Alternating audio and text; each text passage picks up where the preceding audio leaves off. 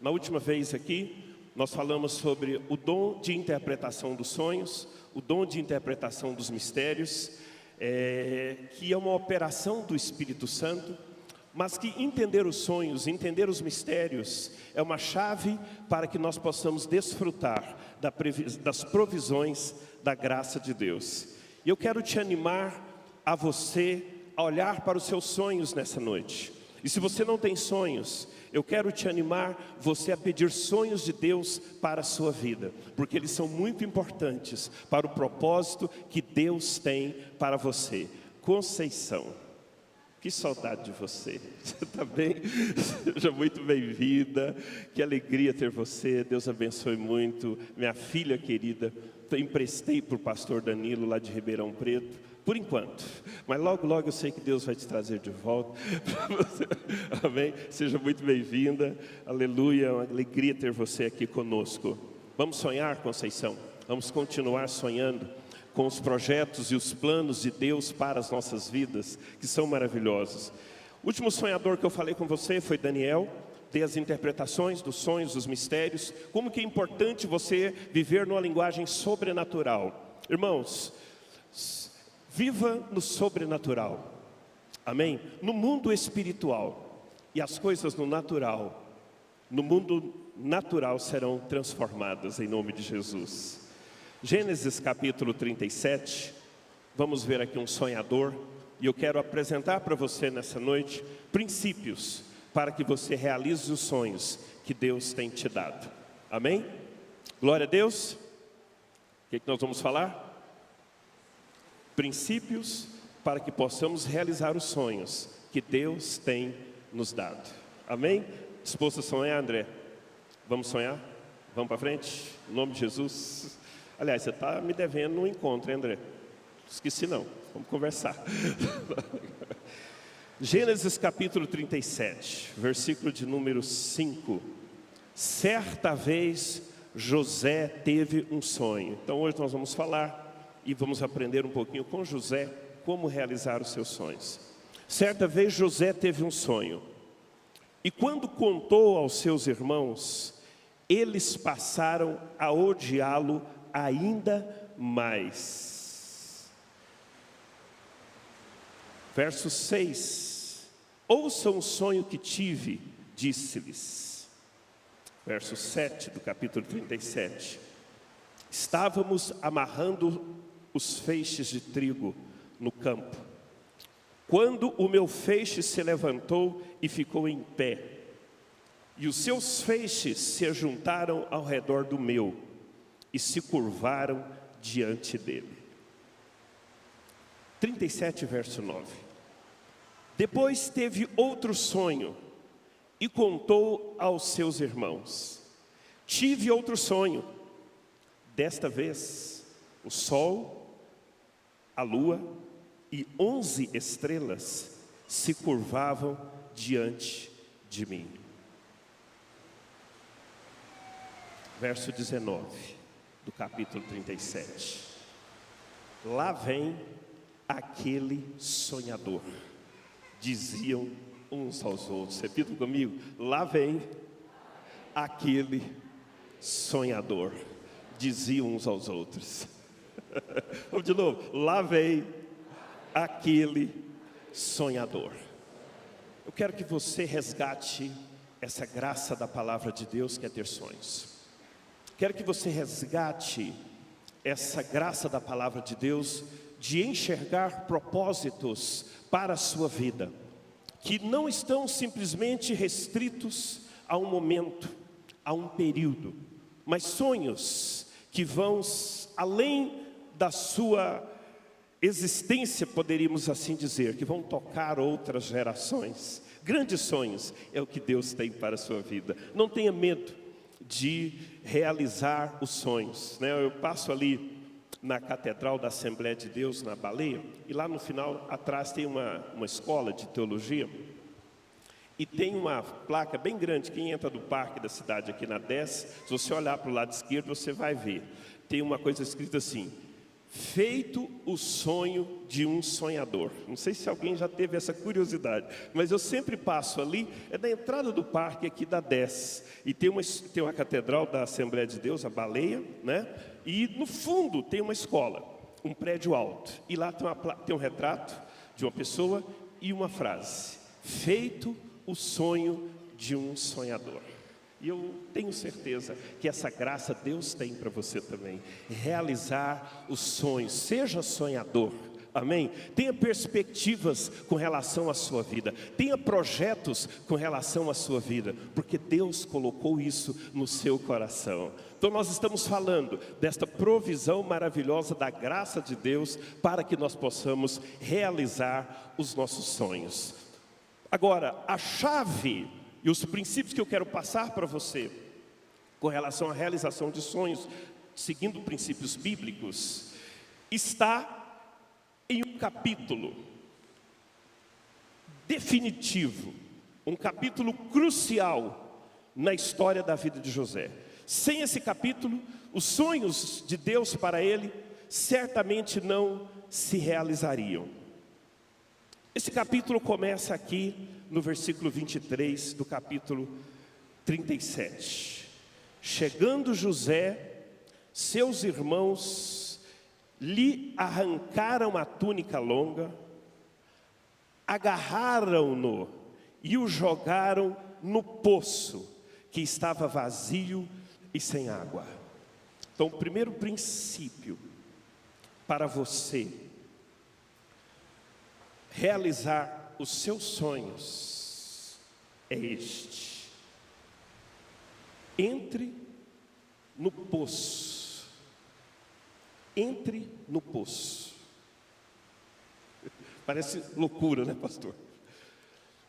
Mas, queridos, quando a vida te empurra para uma situação conforme José foi jogado dentro de um poço, é momento de Deus falar com você. É momento de você avaliar a sua fé. É momento de você renovar as suas forças. Os poços da vida são muito importantes para Deus forjar em nós o seu caráter, forjar em nós a sua natureza, construir em nós uma vida sólida, para que Ele possa confiar os seus grandes projetos para nós.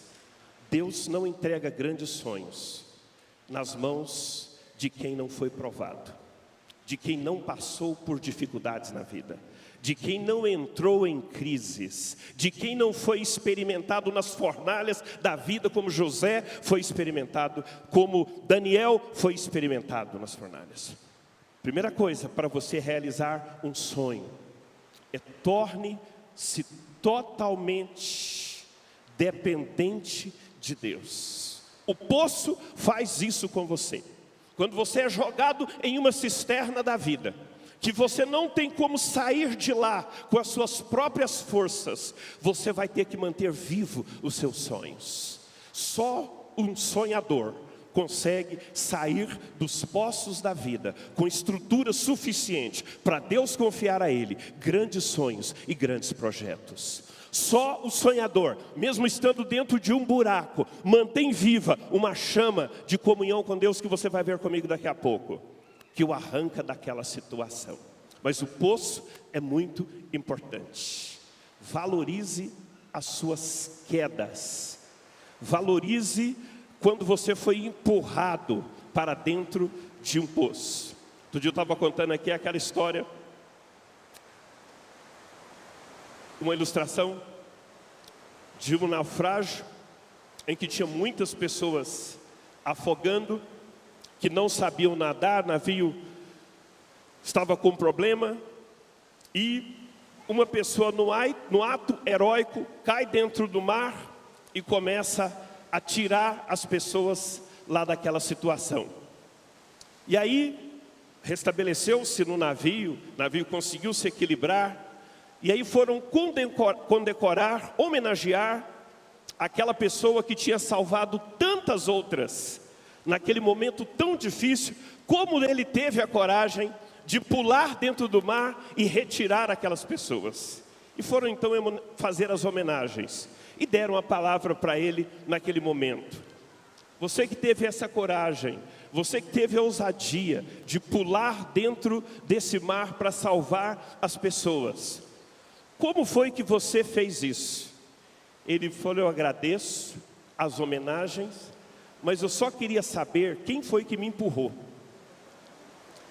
E então, queridos, isso muitas vezes acontece nas nossas vidas. Alguém te joga dentro do poço e você tem que se virar. Alguém te dá um empurrão na vida, e às vezes esse empurrão não é uma coisa nada agradável. Te jogou numa fria, te jogou numa situação.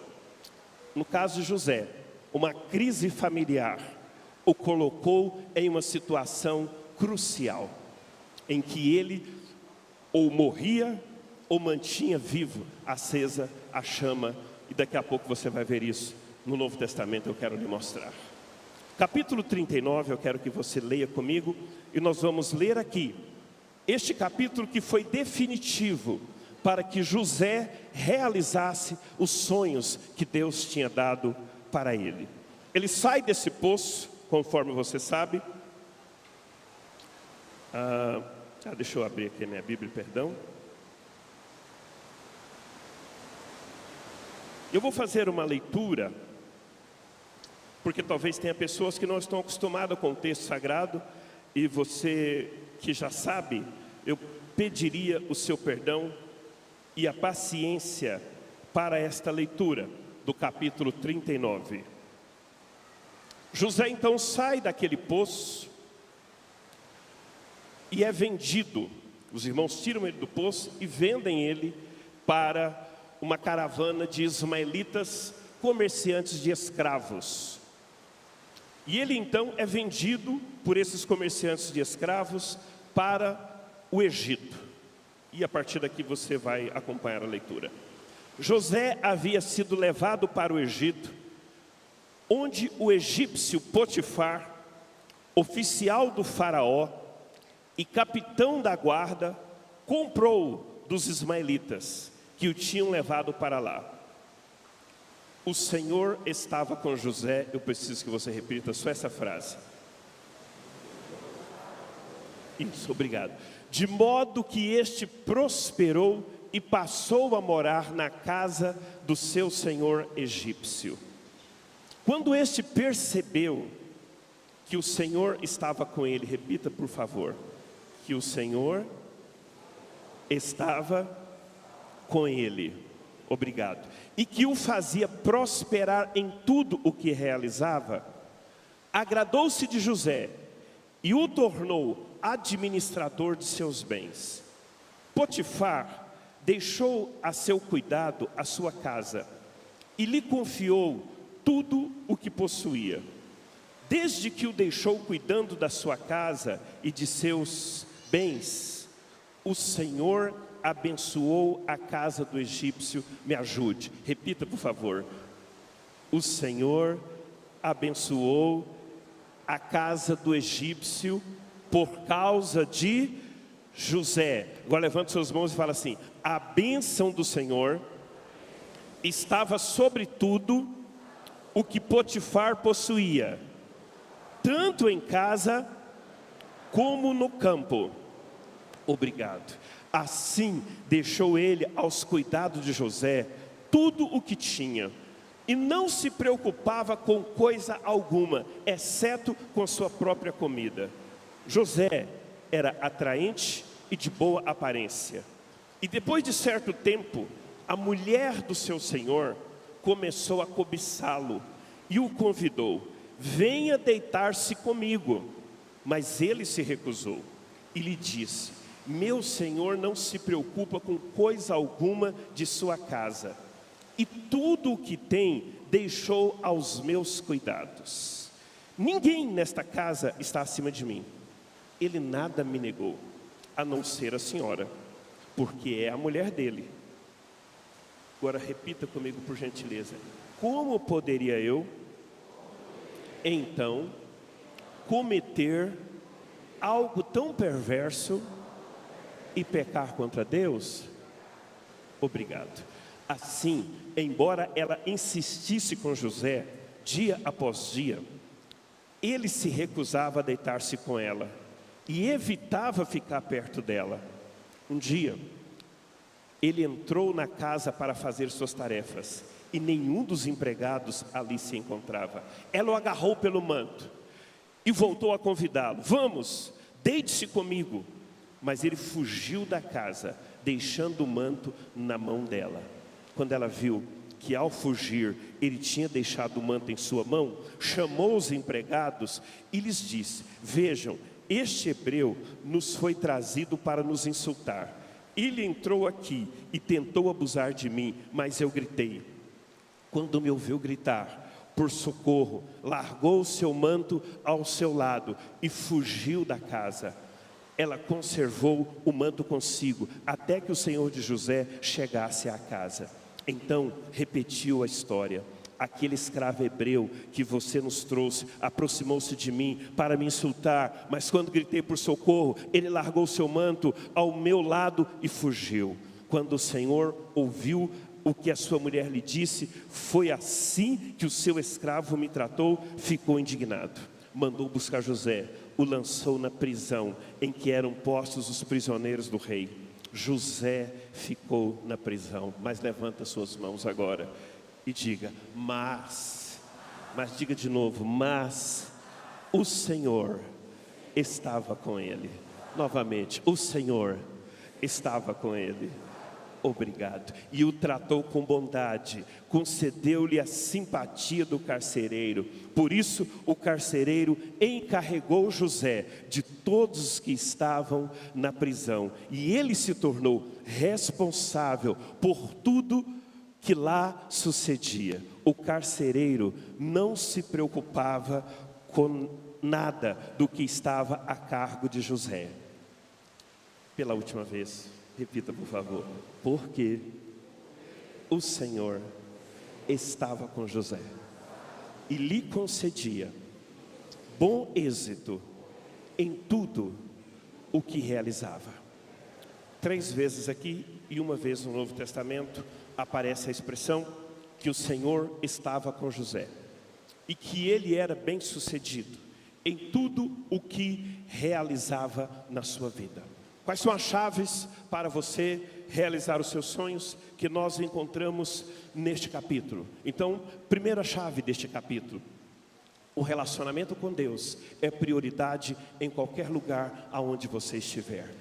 Você está no poço, relacionamento com Deus é prioridade. Você está no melhor lugar da sua carreira profissional, como você está na casa de Potifar, você tem um cargo alto, você saiu de uma condição de escravo e de repente você se torna o administrador de um dos oficiais do Império Egípcio. E é importante lembrar o que é o Império Egípcio aqui nesse momento. É a principal potência do mundo. O faraó era rei de reis. Um oficial dele era realmente uma pessoa muitíssimo importante. Poucas pessoas conseguiam ter acesso aos oficiais de faraó. E esse aqui tinha uma distinção. Ele era chefe da guarda de faraó, um dos cargos de maior confiança do Império Egípcio, conselheiro direto de faraó. Tanto é que quando José é preso, ele vai para a prisão onde Faraó colocava os seus prisioneiros. Era da elite, da classe mais alta que existia no funcionalismo público daquele período de Faraó. O Império Egípcio foi muito grande. Na história dos impérios, talvez só perca para o Império Romano, mas a importância do Egito supera a do Império Romano. Mas eu quero dizer para você o seguinte, que não importa aonde você esteja, o relacionamento com Deus vai fazer com que o plano de Deus para a sua vida não seja interrompido. Você está dentro de um poço. O que pode te tirar deste poço? Relacionamento com Deus, comunhão com Deus. Deus não pode encontrar algo em você que vai afastar a presença dele. E isso José conseguiu manter. Ele manteve isso no poço, ele manteve isso na casa de Potifar. Porque, querido, quando está tudo bem, às vezes é fácil perder o temor de Deus. Quando nós temos todas as facilidades, imagina, ali na casa de Potifar, ele tinha tudo. Agora imagina, se na carreira dele ele fala, gente, quer saber de uma coisa? Eu posso pegar a mulher desse cara, eu posso me dar muito bem. Daqui uns dias, quem sabe eu não sou até oficial, não é verdade? Será onde essa mulher pode colocar-me? Não é verdade? As amizades que eu vou ter no palácio. Pensando aqui, as possibilidades que José tinha de seguir um curso natural da vida. Será que os sonhos dele seriam realizados? Mas ele toma a decisão de não pecar contra Deus. No poço e na casa de Potifar, as lutas são as mesmas. Não importa onde você esteja, meu irmão, às vezes é conforme a Bíblia diz, é melhor participar de um funeral do que numa casa onde há festa. Às vezes numa casa onde há festa, o seu risco de perder as bênçãos de Deus são muito grandes. Imagina se ele cai nessa tentação. E ali estava tudo favorável. O diabo tenta matar os sonhos de José jogando no poço. Não deu certo.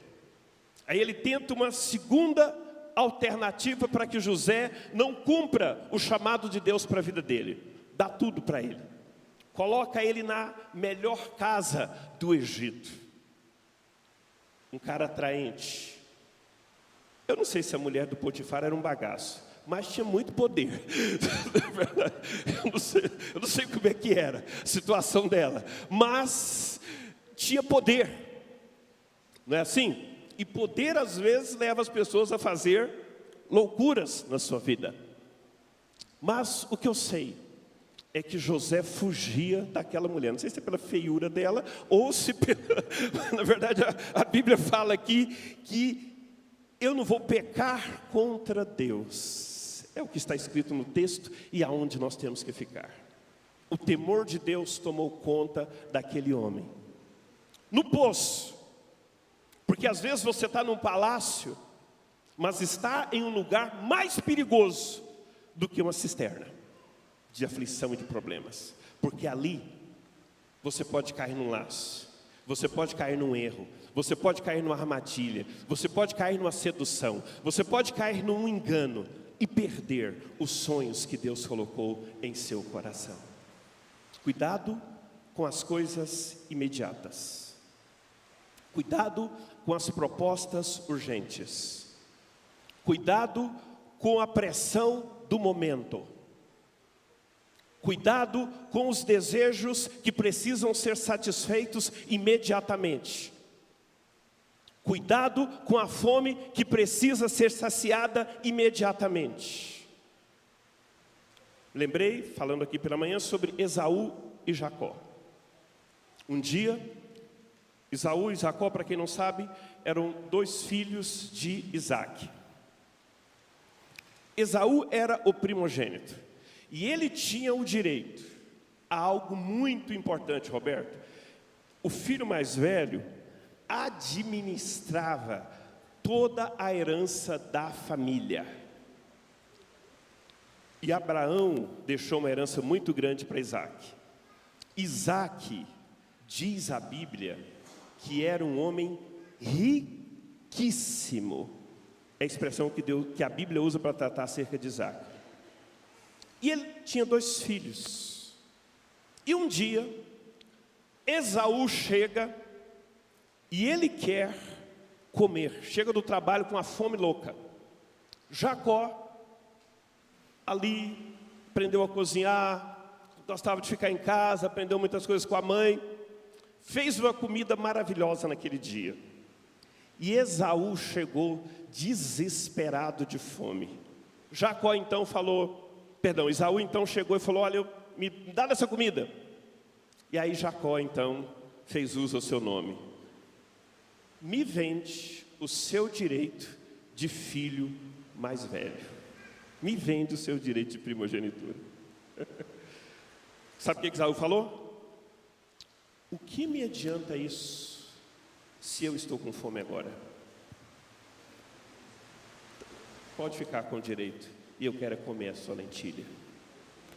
E naquele dia, por causa de suprir uma necessidade imediata, uma necessidade natural, uma necessidade física, uma fome, um desejo, aquele homem perdeu os direitos naturais da sua herança, mas acima de tudo e pior de tudo, perdeu o direito de entrar para a descendência eterna,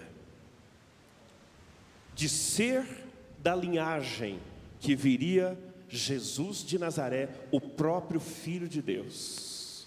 Perdeu a herança de ser uma nação que abençoaria todos os povos da terra. Naquele dia, ele perdeu o direito de participar do Deus de Abraão, de Isaac, e poderia ser o Deus de Esaú. Mas você nem fala isso. Hoje nós falamos assim: é o Deus de Abraão,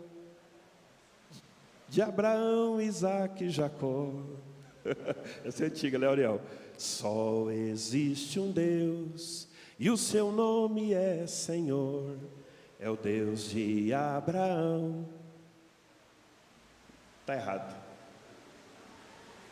Esqueci a melodia. Só existe um Deus, e o seu nome é Senhor. É o Deus de Israel, de Abraão, Isaac e Jacó. Deus santo, fiel e verdadeiro, sua glória enche a terra. Nosso Deus é todo poderoso, abate os poderosos. É do início das comunidades evangélicas, vocês não vão lembrar não. Mas deixa eu falar com você. José disse não. Ele ficou no poço, irmãos. Era um jovem bonito e atraente, e tinha um temor de Deus tremendo no seu coração. Mas naquele dia, ele não abriu mão dos seus sonhos em troca do prazer. Ensina isso para alguém. Às vezes eu sei que tem gente que fala assim: pastor, eu não gosto quando fica falando para falar a pessoa do lado. Não precisa falar. Você não é obrigado a falar. Mas se você quiser, você pode dizer para alguém: não abra mão dos seus sonhos. Amém? Pelos prazeres momentâneos. Amém? Princípio muito importante. As urgências, os prazeres, eles podem roubar você do projeto que Deus tem para a sua vida. Você pode ficar com uma noite de relação sexual e desgraçar o resto da sua família e trazer maldição para os seus filhos. Muitas coisas podem ser feitas assim, queridos, em troca do suprimento de um desejo. O que seria daquela família de Potifar se José cedesse naquele momento?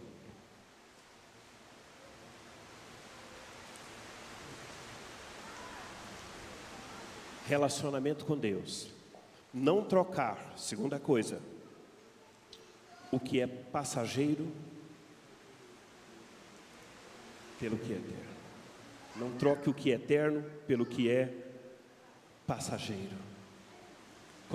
Para você realizar sonhos, você precisa pensar no futuro, avançar para o futuro. Outra coisa muito importante, para você realizar os seus sonhos, está aqui no versículo de número 5. Desde que deixou cuidando de sua casa e de todos os seus bens, o Senhor abençoou a casa do egípcio por causa de José. A bênção do Senhor estava sobre tudo o que Potifar possuía, tanto em casa como no campo. Nosso chamado é ser uma bênção. Por onde você passar, deixe a marca de Cristo. Para realizar os seus sonhos, faça já a diferença aonde você está. Queridos, ali, daqui a pouco nós vamos ver no carcereiro, mas eu quero que você entenda que José está administrando uma casa muito importante. E ele está ali vendido como escravo, mas ele fazia o melhor no lugar aonde Deus tinha colocado ele. Eu não sei se você caiu num poço ou numa casa na qual você não gostaria de estar. Eu só sei que nesta situação, para que os sonhos e projetos de Deus realizem em sua vida, é muito importante que você faça o melhor. Que você não reclame de onde você esteja, que você não resmungue porque está passando por aquela situação, mas que você seja excelente aonde Deus te colocou. Sabe, aonde você estiver, o lugar precisa ser abençoado e não amaldiçoado. Eu vou repetir. Aonde você estiver, o lugar precisa ser abençoado e não amaldiçoado. A casa de Potifar recebeu a bênção de Deus. O pecado quis entrar ali, mas José não permitiu, pastor Rafael. Sabe, ele manteve a aliança pela qual ele foi chamado para ser uma bênção. Ele deve ter lembrado das promessas feitas ao avô dele. Aonde você estiver, você vai abençoar as famílias daquele lugar. Você será uma bênção para as famílias da terra. Você está fazendo diferença no seu local de trabalho? Você está fazendo diferença na sua escola? Você está fazendo diferença no seu convívio familiar? O lugar aonde você está sendo impactado pela herança, pela provisão de bênçãos que tem em você, querido irmão. Aonde você chega, a bênção de Deus precisa emanar. Esta é a provisão da graça para a sua vida, queridos irmãos. Não importa quão desastroso ou quão destroçado seja o lugar que você esteja, comece a servir a Deus ali. Comece a ser excelente. Comece a cuidar do melhor que você tem. Irmãos, tem pessoas que falam: eu não gosto de encontrar uma pessoa tão amargurada. Eu não gosto da minha cidade. Eu não gosto disso. Eu não gosto da minha igreja. Eu não sei o que lá. Ele queria mudar uma cidade pequena e ele queria mudar para uma cidade maior. E estava ali naquela crise emocional muito forte. Mas nunca vai sair de lá como não saiu ainda.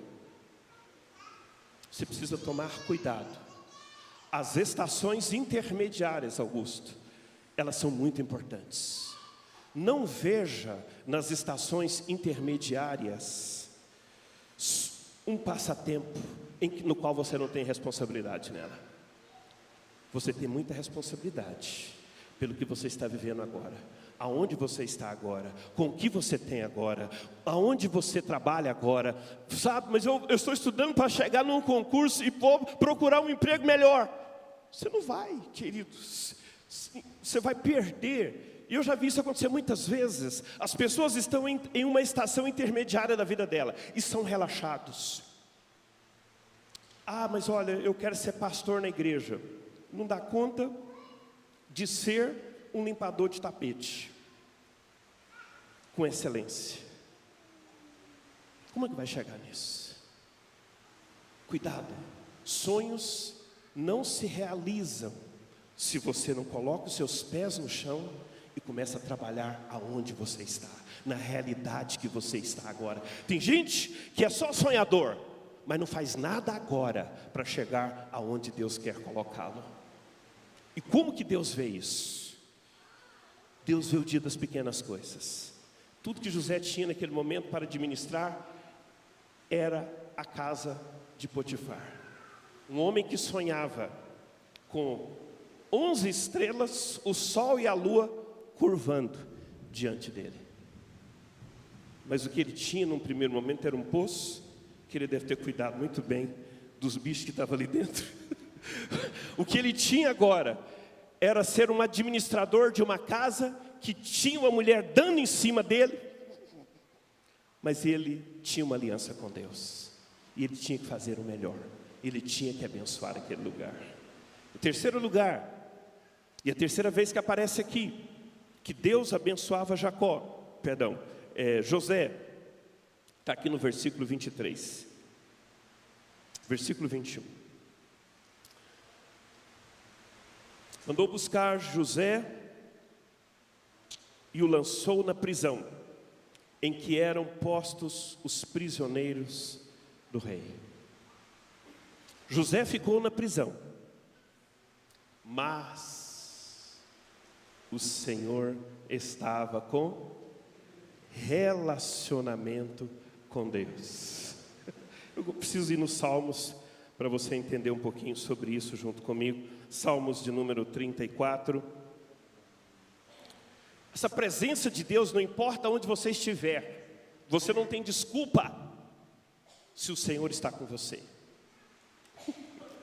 Salmo 34 diz: o Senhor está perto dos que têm o coração quebrantado e salva os de espírito abatido. O justo passa por muitas adversidades, mas o Senhor o livra de todas.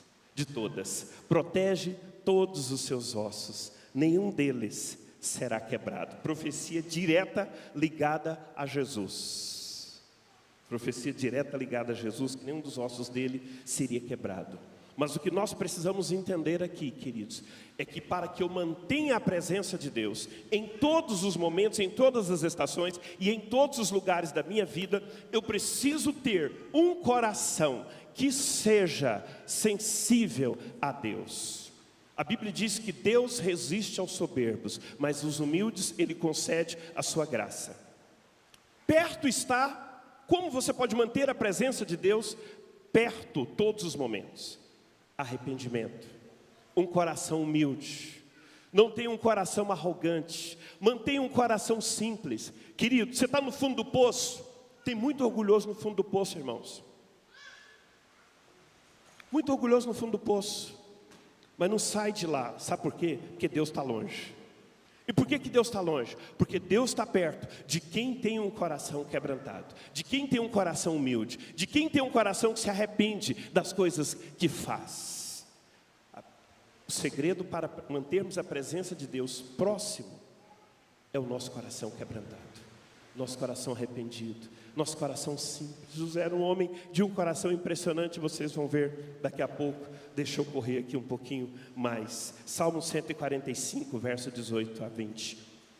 O Senhor está perto de todos os que o invocam, de todos os que o invocam com sinceridade. Você quer realizar sonhos? Aqui está escrito: Ele realiza os desejos daqueles que o temem, ouve-os gritar por socorro e os salva. Princípio para realizar sonhos: vida intensa de oração. O que atrai a presença de Deus para nós, independente de onde você esteja, seja no poço, seja no palácio, seja no cárcere, sua busca. Não fique de braços cruzados no meio de uma crise. Vá gritar, vá orar, vá clamar o Senhor, vai buscar com sinceridade. Ah, Deus me deu muitos sonhos, eu vou esperar um dia eles vão se realizar. Meu irmão, invoca o Senhor. Se você está vivendo uma contradição, se Deus te deu um projeto e você está numa cisterna, estava numa casa maravilhosa, mas agora houve um revés. Houve um revés. Eu estava quase chegando lá a servir o rei. Agora eu estou preso. Eu estou na carceragem. Passei por uma crise. Estava num poço, deu administrar. Puf! Não é verdade? Ah, não, Deus não tem sonho para mim. Deus não tem, não é possível, gente. Eu estava na cisterna, fui para uma casa que tinha uma mulher que deu em cima de mim, eu fui fiel a Deus, sofri essa injustiça e agora estou aqui no carcereiro. É nessas horas que os sonhos são realizados. É nessas horas onde você é provado na sua fidelidade, na sua aliança com Deus, na sua busca, no seu compromisso com Deus, no seu caráter. É nesta hora que está sendo construído em você elementos fundamentais para Deus confiar projetos tremendos em suas vidas. Aqui então, voltando ao carcereiro, carcereiro, 21. O Senhor estava com ele e o tratou com bondade, concedendo-lhe a simpatia do carcereiro. O carcereiro não se preocupava com nada do que estava a cargo de José, porque o Senhor estava com ele e lhe concedia bom êxito em tudo o que realizava. Querido, é tão bom você ser fiel a Deus, independente do lugar aonde você esteja. Nunca abra mão de quem você é, nunca abra mão do seu caráter, da sua fidelidade, sabe, da sua aliança. Você é uma pessoa que faz as coisas com excelência, com dedicação, não importa o lugar. Se seja na casa de Potifar, vou fazer o melhor, mas se eu estou numa prisão, numa masmorra, eu vou mudar esse lugar, com a graça de Deus que está na minha vida, com a provisão da graça que eu tenho dentro de mim. Eu vou mudar essa cela, eu vou mudar. E logo o carcereiro estava na graça de Deus, porque José tinha uma atitude diferente. Queridos, você quer chegar ao governo, você quer chegar aos lugares altos na vida, cuide das prisões que Deus tem te colocado, cuide dos momentos que você não sabe explicar nada, e você não entende por que está naquela situação, e você não entende por que está vivendo aquilo. Faça o melhor, em qualquer situação que você esteja, Gerão. Faça o melhor, e seus sonhos serão realizados, e a graça de Deus vai estar sobre a sua vida. Atos capítulo 7, quarta vez que aparece, versículo 9 a 10.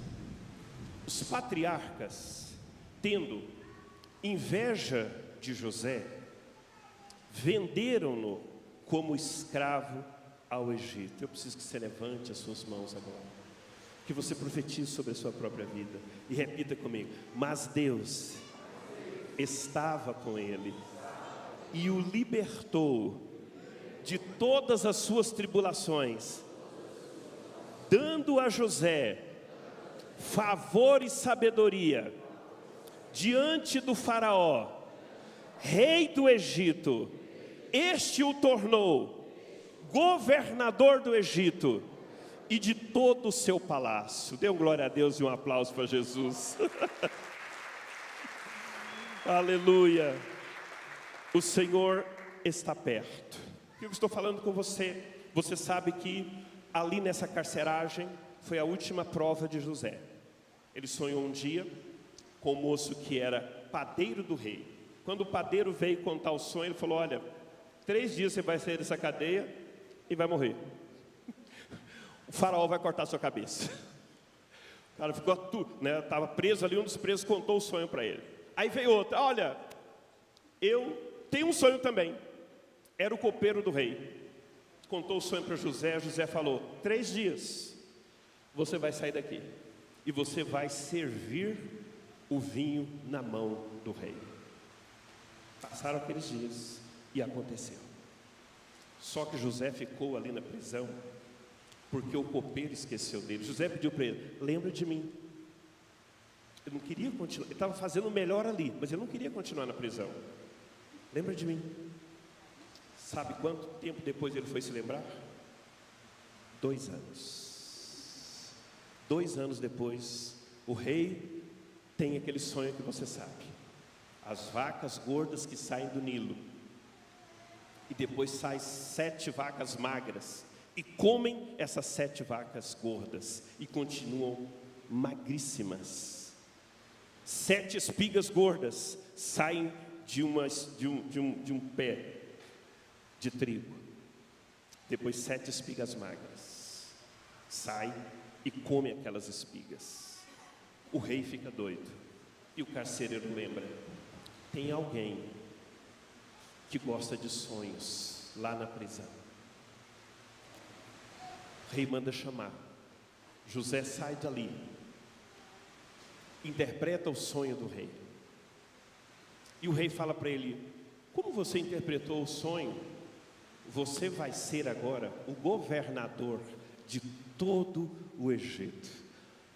Eu serei maior do que você no trono, ou seja, se eu tirar uma licença, você é igual a mim.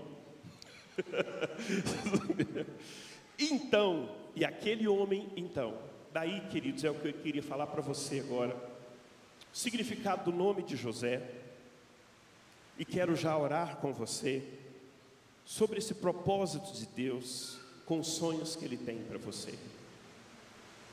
Nós estamos falando da provisão da graça, que não importa onde você está, se Deus te deu projetos, se Deus te deu propósitos, Ele te capacitou, Ele te deu graça, para que independente das crises e dificuldades e poços da vida, ou carceragens da vida, Ele tem uma provisão para você. Essa provisão está relacionada com os sonhos que estão em seu coração. É isso que deve te nutrir, é isso que deve te manter, é desses sonhos que você tem que arrancar forças para vencer as dificuldades da sua vida. É desses sonhos que você tem que buscar essa fé e essa esperança. O nome José, do hebraico é Deus adiciona, Deus multiplica, Deus aumenta, Deus acrescenta.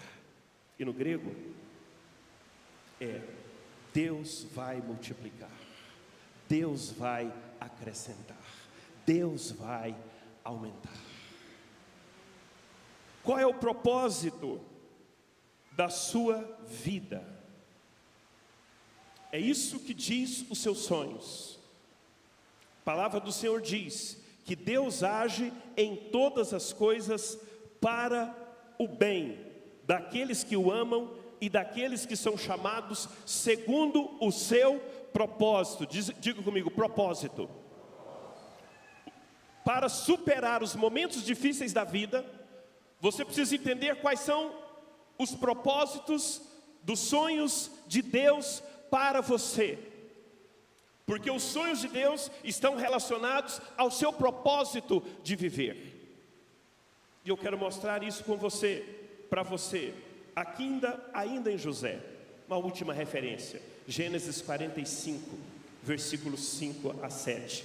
Esta é uma cena impressionante da Bíblia. E o pena é que eu não posso ler todo o capítulo para você. Mas aqui é quando José se dá a conhecer aos seus irmãos, aqueles que o jogaram no poço. Eles já tinham ajoelhado diante dele, porque a fome alastrou-se por toda a terra. E eles foram ao Egito comprar mantimento. E quando aqueles homens chegam lá, quem está governando o Egito? José. E a primeira coisa que os seus irmãos fazem, quando chegam diante do governador, é curvar-se. E eles não conhecem José. Mas José sabe quem são eles. E reconhece os seus irmãos, depois de muitos anos, eu não calculei aqui quantos anos para te falar agora, mas tem possibilidade de saber. E aí o que acontece naquele momento? José não se contém, ele tem um irmão de mãe, chamado Benjamim, e ele está doido para ver esse irmão, pergunta pelo pai, e aí retém um dos irmãos, chamado Simeão ali, e fala, vocês só voltam para buscar esse irmão, se vocês trouxerem o irmão mais novo de vocês. E eles vão, e Jacó fala, não, eu não vou dar Benjamim, eu não vou, vocês vão ficar aqui. E aí o que aconteceu? Aconteceu que a fome estava grave, e um dia a comida que eles pegaram no Egito já tinha acabado, e eles têm que voltar ao Egito, e curvar-se novamente diante de José, e dessa vez eles levam Benjamim, o irmão mais novo de José. E aí, diz a Bíblia, que não se contendo mais, José os leva para sua casa, e José se dá a conhecer, e ele dá um grito, e ele chora tão alto que diz a Bíblia que lá na casa de Faraó, escutou o choro de José. E esta cena é impressionante, quando ele abraça os irmãos, quando ele chora com os irmãos que o colocaram na cisterna e que tinha planejado matá-lo. Mas ele tinha no seu coração amor. Ele era um homem que tinha um coração que atraía a presença de Deus. Ele era um homem que não permitia que a mágoa entrasse dentro dele. Quando o primeiro filho dele nasceu, Manassés, ele colocou o nome Manassés, que significa Deus me fez esquecer a aflição da casa de meu pai. Para você realizar os seus sonhos, você precisa ser curado dos traumas da sua vida. Nenhum rancoroso vai herdar as promessas que Deus colocou na sua vida. Nenhum amargurado vai herdar os tesouros preciosos de Deus. É por isso que Jesus falou que 70 vezes, se necessário, eu preciso perdoar. Os sonhos de Deus para você são coisas maravilhosas, preciosidades. Deus tem projetos lindos para a sua vida, mas Ele quer te formar. E Ele precisa arrancar a mágoa, Ele precisa arrancar o ressentimento, Ele precisa arrancar o rancor de dentro de você, para confiar as posições que Ele tem para você na vida. E é por isso que esse texto mostra o coração de José. Repita comigo: agora, não se aflijam, nem se recriminem, por terem me vendido para cá, pois foi para salvar vidas que Deus me enviou adiante de vocês. Já houve 2 anos de fome na terra, e nos próximos 5 anos não haverá cultivo nem colheita, mas Deus me enviou à frente de vocês, para lhes preservar um remanescente nessa terra, para salvar-lhes a vida, com grande livramento. Para realizar os seus sonhos, você não pode culpar as pessoas dos problemas da sua vida. É Deus que está por detrás.